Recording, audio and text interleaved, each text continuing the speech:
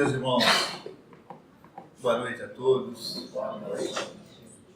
É realmente sentir o ambiente, né, que nos rodeia, que estamos imersos. A música que nos eleva, graças ao talento, graças à sensibilidade dos nossos irmãos.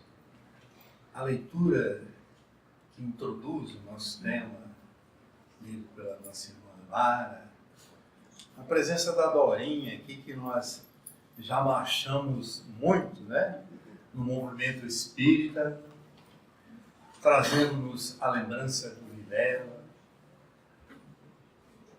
O Vilela, que quando eu trabalhava lá no setor comercial, lá no cartório, tinha uma escada caracol, o Tribunal Federal de Recurso ali pertinho, e ele ia registrar as atas de fundação aqui, né, como toda pessoa jurídica. E quando a escada caracol começava a querer cair, o Vilela que chegou. Ele chegava todo alegre, todo dinâmico, né? Olha, eu preciso dessa arte para hoje e tal. Então, dessa forma, o nosso conhecimento é bem antigo, né? Quando André Luiz era lá na Canangolândia, se memória não me falha ainda, e estarmos aqui hoje é um presente que nós não merecemos, né? E não merecemos. Mas falando desses pioneiros, eu queria também prestar uma homenagem modesta, evidentemente, à figura da dona Irene Carvalho. Não sei se vocês se lembram,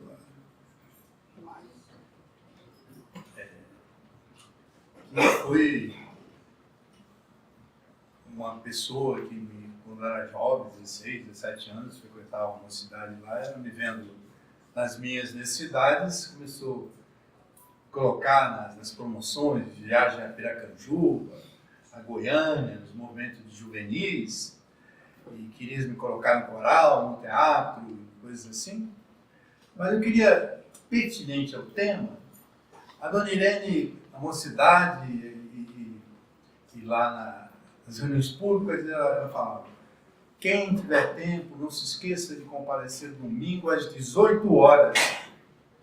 Mas o que domingo às 18 horas? Né? Vamos ver o jogo de futebol, ela tem outros compromissos.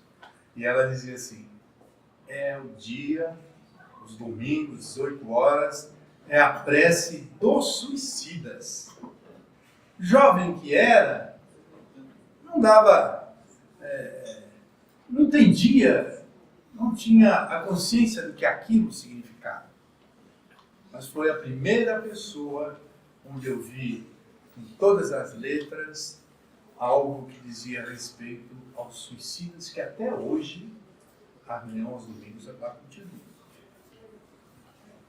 Apoiada pelo outra figura extraordinária, o Mário de Araújo Carvalho, o Mário Barata, né? Mas não entendia, não sabia onde que o tema suicídio, o sofrimento, a dor inenarrável, daquele que parte da vida dessa forma tão dramática, iria me levar. Nascido, portanto, na comunhão, nós fomos deslocar para o Grupo Espírita Fraternidade, ali em 1910, da W5 Sul. E um belo dia, vejo a semente, né? Indivíduos da comunhão e de fraternidade e outras casas despertaram para o problema do suicídio, que estava muito grande em Brasília. E resolveram se unir, esforços conjuntos, para criar uma entidade que desse conta desse problema. E aquele problema já era grande. Mas o problema do suicídio, quando nós estamos falando nesse momento, conforme assevera aqui o André Trigueiro, que ele repórter da Globo, e que é espírita, também está associado à luta, à busca de trazer uma solução para o suicídio, no seu livro Viver é a Melhor Opção. E ele diz que é uma estatística da Organização Mundial de Saúde, naquela época se morria por semana, a estatística era por ano. Hoje em dia, nesse momento que nós estamos aqui reunidos, tem gente se extinguindo, se auto-suicidando, autocidando-se, exterminando sua existência. Olha, é questão de segundos, minutos. A estatística do mundo inteiro é uma questão de saúde pública já hoje em dia.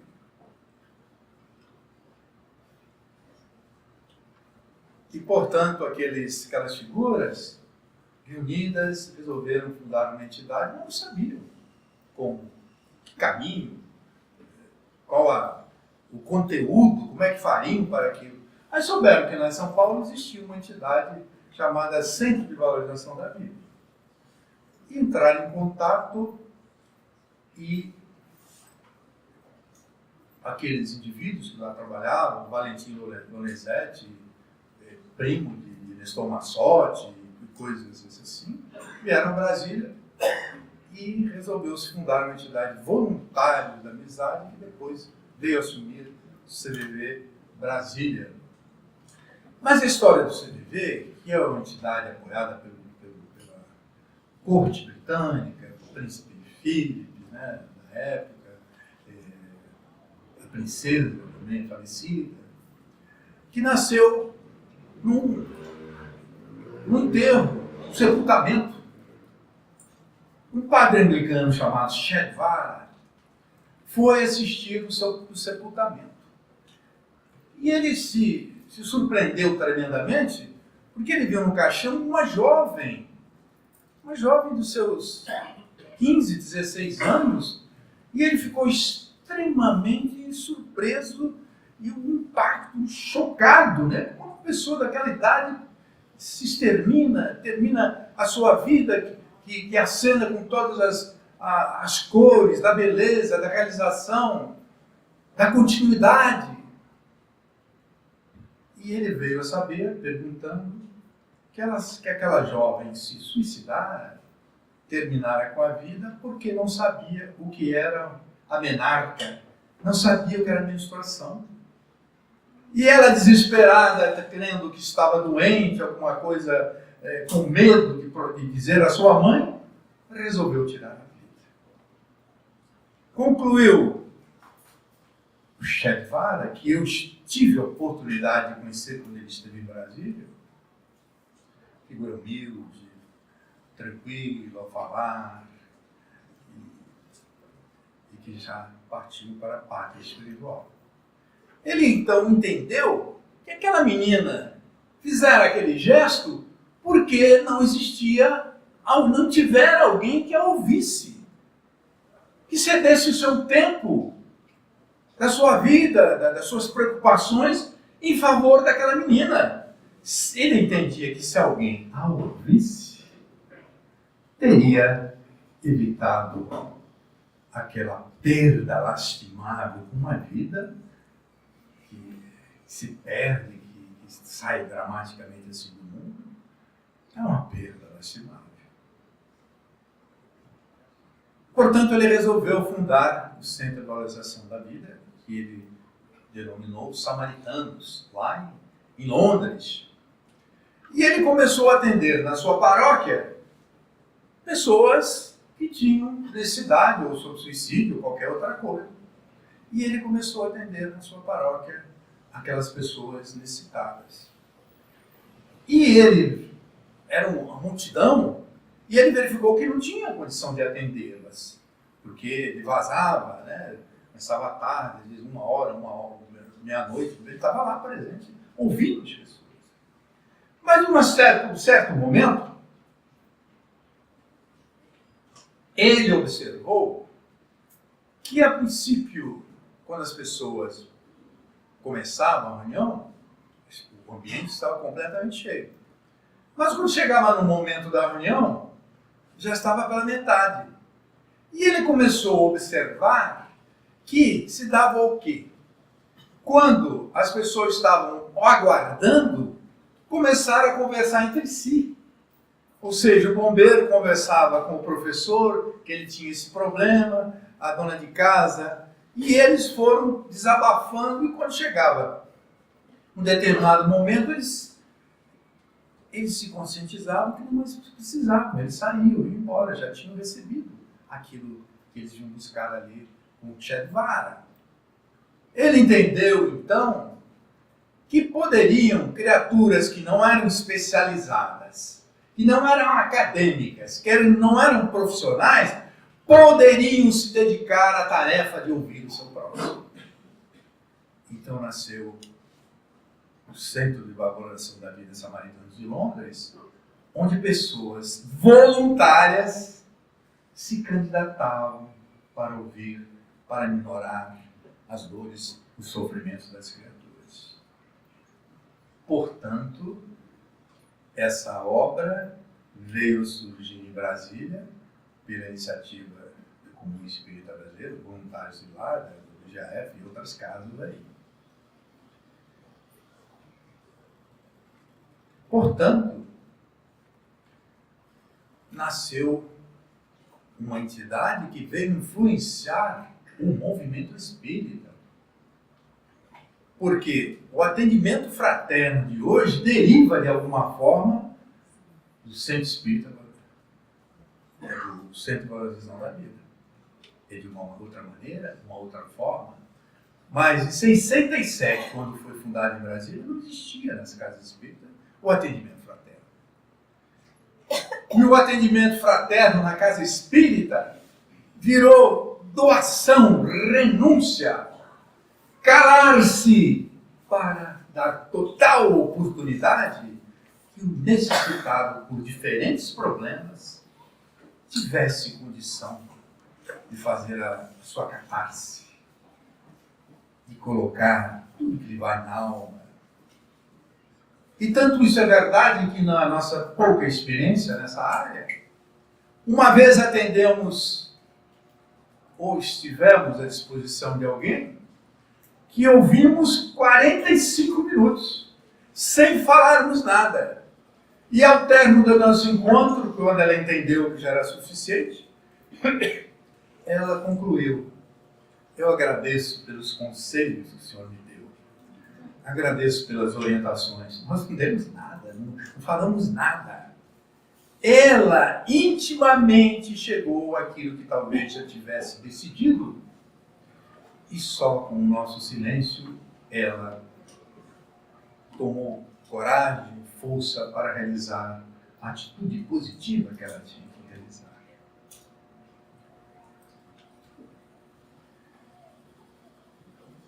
Portanto, aquilo que as casas espíritas que ela leu ali no Bem-aventurados Aflitos, ali no capítulo, no item 16, suicídio é loucura, tomou uma dimensão maior nas nossas instituições. E recordo-me que William Shakespeare, lá em Hamlet, uma obra clássica da literatura, do teatro, o seu personagem diz: ser ou não ser, eis a questão. Que mais importante para a vida? Ele vai desembocar: é nascer, continuar vivendo ou morrer? É a síntese do seu personagem. E eu lembro também, me vem à memória, meus juventude, quando nós tínhamos muitas dúvidas na filosofia existencialista, o chefe era, o principal personagem era Jean Paul Sartre, que Albert Camus, o autor de Estrangeiro, o mito de Sísifo, ele dizia que na filosofia só tem uma questão essencial: o suicídio. Ou seja, vale ou não vale a pena viver? E muitas pessoas baseiam-se nessa afirmativa do grande filósofo, que morreu muito novo no desastre do automóvel, para dizer que não vale a pena viver. Mas esquecem que Albert Camus, quando procurado pelos partidários da libertação da Argélia, ele recusou ser, quando ele dava um autógrafo, lá no lançamento do livro, né, em Paris, ele recusou fazer parte daquele movimento porque ele não queria ser responsável pelo assassinato de crianças ou pessoas inocentes na pretensa luta à libertação da Argélia. E quase que ele desencarna pelas repercussões que tiveram entre os terroristas da Argélia. E ele, ao final da sua vida, ele diz: eu não aceito o suicídio. Eu não aceito o suicídio. E ele não suicidou-se. Como William Shakespeare também não suicidou-se. Portanto, o apelo da vida e da existência é muito maior do que qualquer projeto teórico que nós venhamos a ter em relação a esse rapto que nós, se praticarmos, iremos nos arrepender amargamente. E nós estamos falando isso aqui não por motivo de condenação ou crítica àqueles que partiram, mas com maior profundo respeito àqueles que não conseguiram resistir, foram resilientes para permanecer entre nós até o final da sua experiência carnal. Portanto, a página lida coloca a responsabilidade do Espiritismo contra essa batalha que se trava contra o suicídio. Primeiro, que nós internalizamos em nós tudo aquilo que o Espiritismo prega, que nós sabemos que antes de sermos agora, nós éramos, antes também nós éramos seres, como continuaremos a ser após deixarmos o corpo aqui. Nós sabemos que nós somos responsáveis pelo nosso futuro. E a nossa posição de hoje, que pode ser desconfortável, poderá, pelo nosso esforço, pelo nosso trabalho, pela nossa fé, pela capacidade de esperança, ser melhor neste mundo ainda, ou no mundo onde nós iremos nos situar, tendo presente o sermão da bem-aventurança que o Cristo, às margens do lago lá, nos legou e constante do Evangelho. Bem-aventurados os aflitos, porque alcançarão os céus, porque serão misericordiosos. E que é principal e fundamental, o materialismo que campeia, o materialismo principalmente hoje com a tecnologia, com a inteligência artificial, que se esquece que nós somos humanos, que nós temos um roteiro, temos uma caminhada em direção ao ser que desejamos ser, o ser aperfeiçoado, o ser melhor, o ser misericordioso. E que temos uma missão fundamental quando estamos aqui nessa casa, principalmente. Não estamos assistindo alguém que tem ousadia de querer transmitir, praticamente nós todos sabemos, mas estamos próximos porque nos apoiamos uns aos outros, porque necessitamos, porque a vida ama a Deus sobre todas as coisas, mas ama o próximo como a ti mesmo. São duas afirmações que necessitam ser vividas. E essa ama ao próximo como a ti mesmo, você tem a necessidade de não viver somente para o seu egocentrismo, para o seu egolatrismo, mas viver para o seu próximo. A família consanguínea é o passo para nós abraçarmos e entendermos a família universal. É a mensagem última do Espiritismo, meus irmãos. Nós vamos encontrar em muitos livros, filosofia, ciência,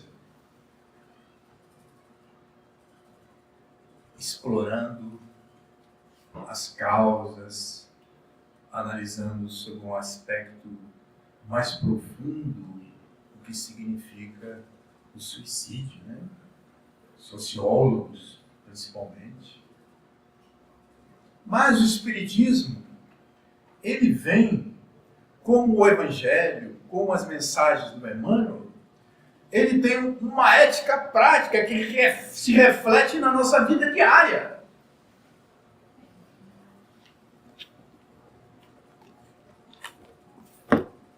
Foi tanto utilizado que a capa foi embora, né? Memórias do Suicida.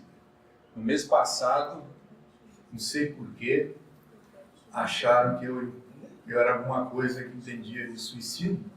Fiz mais de 20 palestras aí, sem mérito nenhum. Eu não tenho mérito para fazer isso. Falando mais pela voz da sinceridade, da emoção que nos fala nesse momento. Portanto, este livro, que Chico Xavier dizia, é um livro que de 100 em 100 anos vem e desce ao mundo.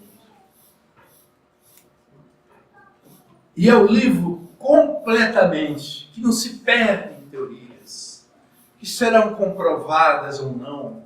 É um livro baseado especificamente na dor, do sofrimento, nas consequências, o que levam a criatura ao suicídio.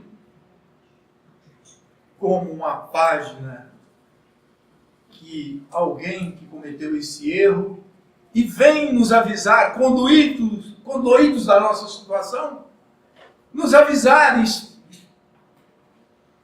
colocar o estandarte da paz, da misericórdia nos nossos caminhos.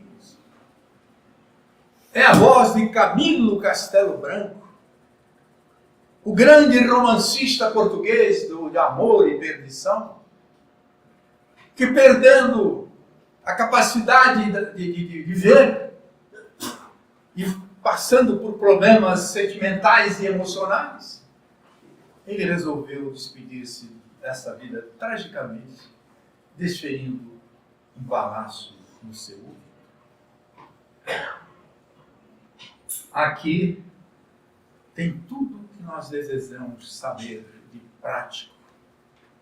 Os departamentos, as criaturas que renunciam tantas coisas para estar numa organização como essa, para ajudar as criaturas novamente, voltarem a sentir a seiva da vida penetrar nos seus corpos e suas mentes.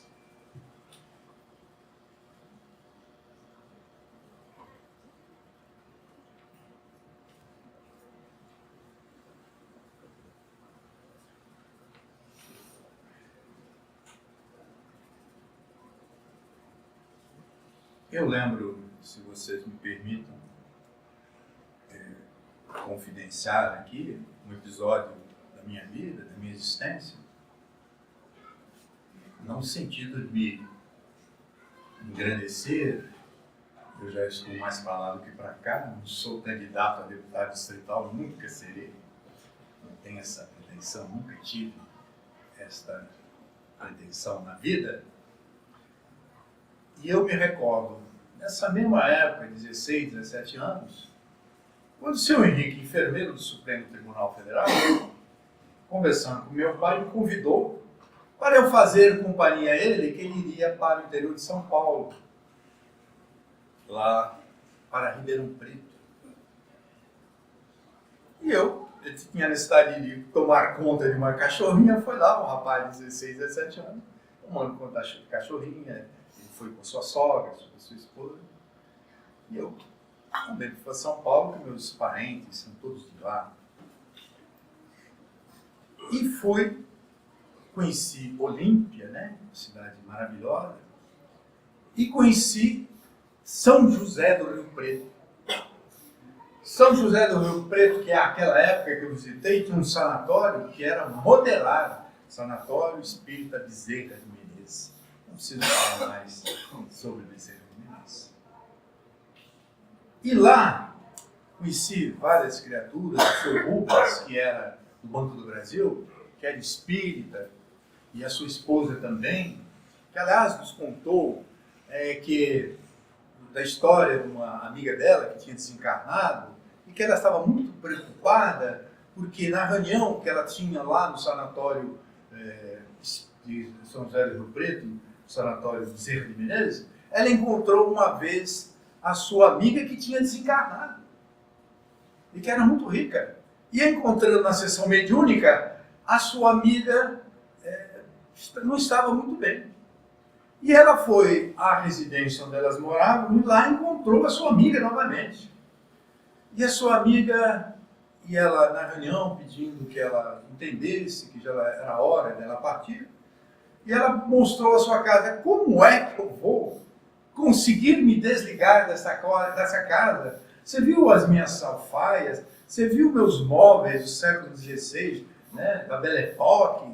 Você subiu no meu banheiro, viu as torneiras folhadas de ouro? Como é que eu consigo sair dessa casa? Ela nos contou no almoço que nos recebeu lá. Mas o encontro, que naquela época não tinha consciência do que representou, é uma pessoa que eu conheci, o seu Henrique era muito amigo dele, e que ele presidia a reunião de obsessão, que era uma mesa longa lá no sanatório de Menezes, e que tinha 12, 13 médiuns ali, aquele número, né, que se estabelece, e ele atendia os espíritos ali, com os passistas, com os doutrinadores, e o sanatório Bezerra de Menezes tinha um alto índice de curas e desobsessão, em pseudas loucuras, acompanhamentos, aqueles diagnósticos que são feitos sem levar em consideração que os espíritos simpatizam, ou ficam conosco, ou nos obsediam. Eu lembro que lá na Fraternidade, como deve acontecer muitas vezes, recebemos um casal que foi levar a sua filha, que 2 semanas não dormia. E eles foram procurar a casa espírita, nós atendemos na reunião toda.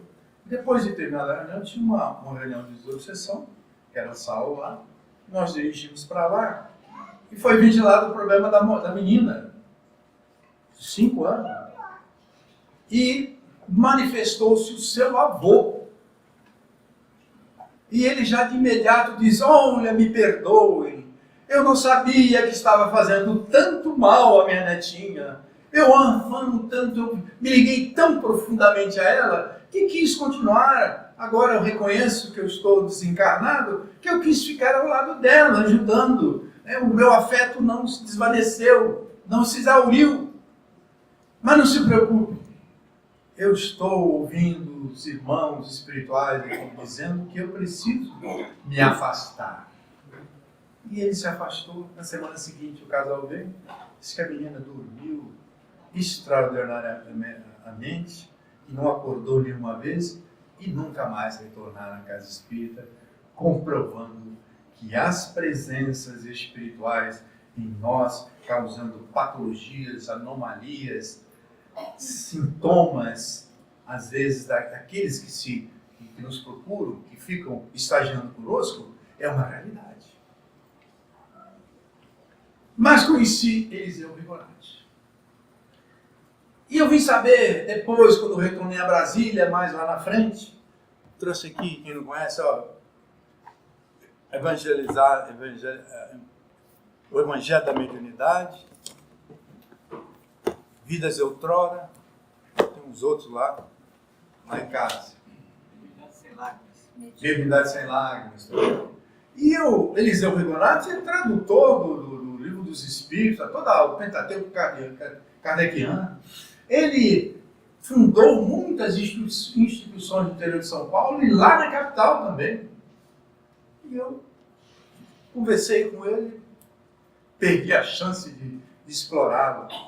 Mas a vida dá voltas. E o seu filho, o Arnaldo, veio estudar na Universidade de Brasília e, através do seu Henrique, me procurou, ficamos amigos. E ele me contou a história do Eliseu Rigonati, e faz muito tempo que eu não encontro o Arnaldo, que se formou aqui na Universidade de Brasília como engenheiro. Mas eu fiquei curioso, porque um homem tão prendado, com tantos elementos, se dedica dessa maneira, assim, full time, né? A doutrina espírita, por qual razão? Devia ter alguma coisa, né? A Dona Irene e o Mário Carvalho, que a Dona Irene começou a ouvir espírito, a ver espíritos, e ela foi procurar, não sabia o que era aquilo. Foi lá na Casa do Caminho, que eu falei que hoje é um outro nome da entidade, não sei se alguém me recorda o nome agora, e que foi recomendada que ela fosse a Uberaba falar com o Chico. E o Chico disse para o doutor Sr. Mário, né, que eu também tinha muitas histórias que contar sobre o Sr. Mário de Carvalho.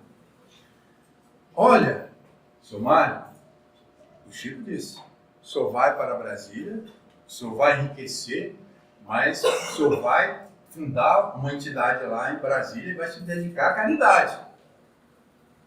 E a Dona Irene ouvindo, eles vieram para Brasília e ele realmente alcançou esse bem-estar financeiro que permitiu ele se dedicar completamente à comunhão e talvez descurando-se da sua empresa que talvez no final da sua vida não foi muito bem, né?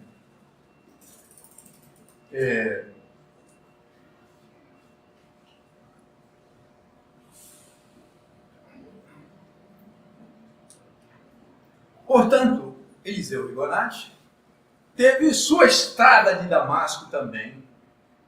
Quero crer eu.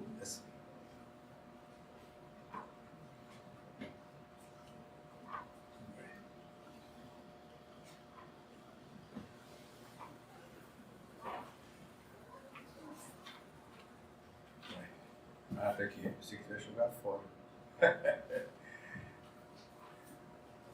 Tem esse livro aqui, Evangelho das Recordações. Eu nem sei como é que esse livro veio parar na minha mão. São as coisas, né, que os espíritos escolhem diferentes caminhos para a gente tomar conhecimento. Então, o suicídio é uma página aqui que ele até diz, né? A página, pergunta 944. O homem tem o direito de dispor de sua própria vida? Não. Somente Deus tem esse direito. O suicídio voluntário é uma transgressão dessa lei. E ele ainda transcreve aqui o seu inferno, em tradução de Herculano Pires. Ninguém tem o direito de dispor de sua vida porque ela foi concedida visando aos deveres que teria de cumprir na terra. Por isso não deve abreviá-la sob pretexto algum. Visto possuir o livre-arbítrio, ninguém pode impedi-lo de fazê-lo, mas terá de sempre sofrer as consequências. O suicídio mais severamente punido é o cometido por desespero, no propósito de fugir das misérias da vida, sendo estas, ao mesmo tempo, provações e expiações. Furtar-se a elas é recuar diante da tarefa que se impôs. Nesse capítulo aqui, ele narra o seguinte.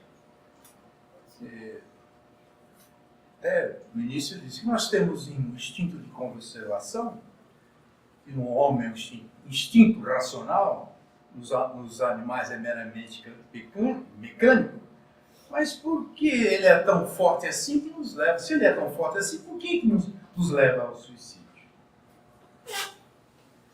Não há morte, né? E ele fala aqui, vós sois deuses. De forma que ele narra um caso no ano de 1938, quando a família dele foi atingida, como diz aqui, pela calamidade do suicídio. e Oxalá, queremos que ninguém tenha um episódio desse aqui conosco, né? Viveu esse drama. Ele tinha um irmão de 18 anos e que Eliseu Rigonati trabalhava no centro da cidade, e o Vasquinho, que ele chamava, que herdou o nome do seu pai, uma coisa que nunca fizera, ele foi lá no consultório de contabilidade. E ele conversou muito com o Eliseu Rigonati, o Vasquinho. E ele se despediu, o Eliseu, então a gente vai nos vendo lá em casa às 18 horas para o jantar, né? Mas acontece o seguinte, passaram-se 18 horas, chegou às 20 e o Vasquinho não apareceu. E depois das 22 horas, a inquietação se tornou geral. E a sua mãe esperando que a porta se abrisse. Chegaram a procurar hospitais, e a sua mãe isolada, chorando, né, o tempo inteiro. E ele dizia que o pai dele, o Vasco, era o único forte, né, que acalentava esperanças.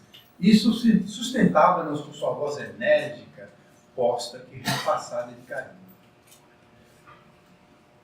E Eliseu era constituído, tinha 12 irmãos.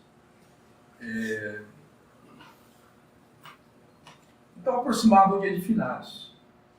Então diz ele que a sua mãe recebeu uma carta da sua irmã Edwiges, que morava em Santa Rita de Passa Quatro, uma cidade, né, um bairro.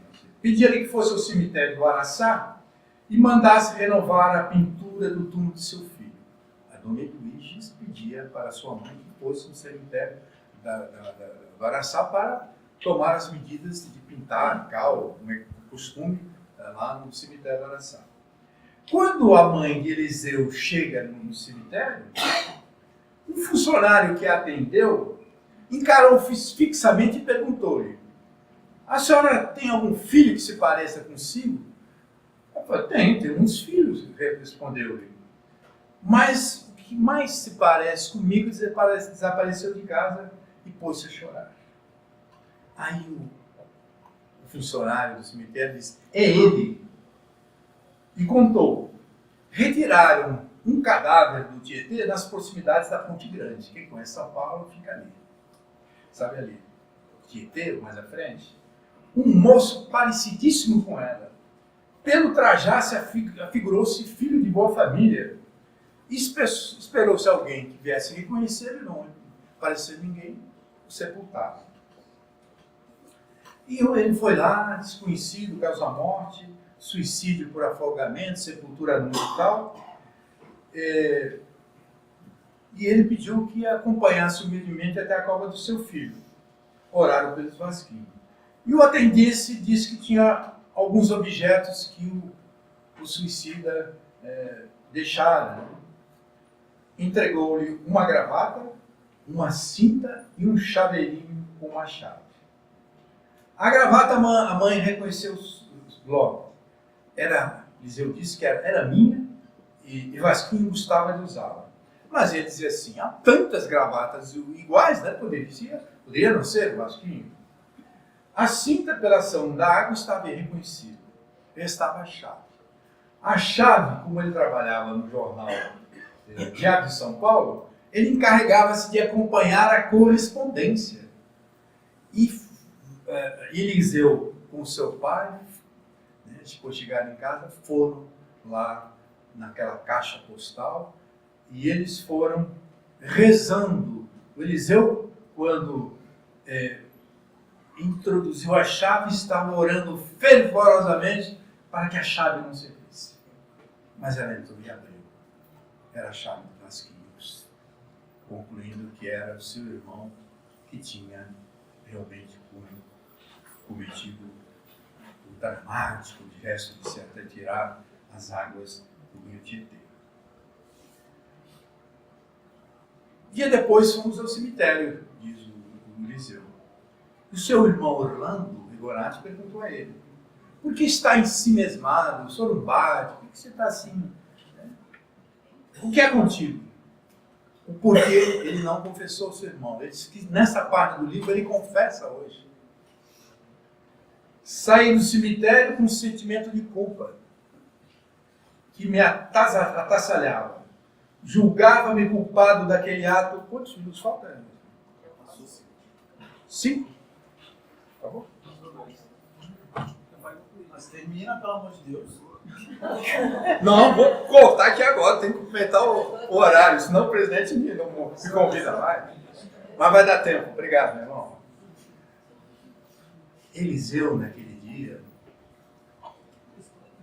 ele faz uma meia-culpa. A sua família já tinha noções da doutrina espírita. A sua mãe já até participava de reunião mediúnica. Ele já tinha lido muitos livros. Mas ele jamais falara com Vasquinho do espiritismo. E ele toma um compromisso ali. A partir de agora, até o final da minha vida, eu vou trabalhar pelo espiritismo, disseminar quanto possível, para que todos tenham conhecimento desse maná, dessa benesse que cai dos céus, que evita que perpetremos esses absurdos de sair da vida. Porque como o André Trigueiro, ele sabia que viver é a melhor opção. Vivendo, eu resgato o meu ontem e o meu passado dele conosco. Vivendo, eu reencontro os meus seres de outras encarnações no seio do lar. O meu pai querido, que me amparou todas as horas, que se omitiu para não fazer um curso superior, para permitir que eu tivesse um diploma, ou 2 ou 3. Minha mãe, que abraçou as profissões mais humildes, em benefício dos seus filhos, não legando a tarefa de educá-los para outrem, para terceiros. Ela que os tomou para si, esse encargo. E que uma noite chuvosa, onde chovia mais dentro de casa do que fora, ela chegou à luz de vela, estendeu uma página, eu estou contando um caso pessoal, estendeu uma página para todos nós naquele quarto. E não precisam ler agora, está chovendo muito. Mas no dia seguinte, era o Pai Nosso. O Pai Nosso que nos dá a dimensão, a consciência da nossa vida. E que nos leva a trabalhar em favor do nosso próximo. Para terminar, perguntaram uma vez ao Chico Xavier: o que é felicidade, Chico? Ele disse: felicidade é a nossa consciência tranquila. Nada nos acusa. Mas ele disse assim: mas como eu posso ser feliz se outras criaturas estão sofrendo, não tem comida, não tem vestuário, não tem esclarecimentos? Portanto, a felicidade é a minha consciência tranquila e eu ajudando o meu próximo. Viver é a melhor opção, porque os espíritas sabem que para pertencerem a épocas futuras com suas consciências redimidas, é necessário saber o sentido por qual vive. É para alcançar, internalizar a sua consciência feliz, sua consciência com nada lhe acusando, mas, sobretudo, exercer na plenitude aquilo que está contido no Evangelho.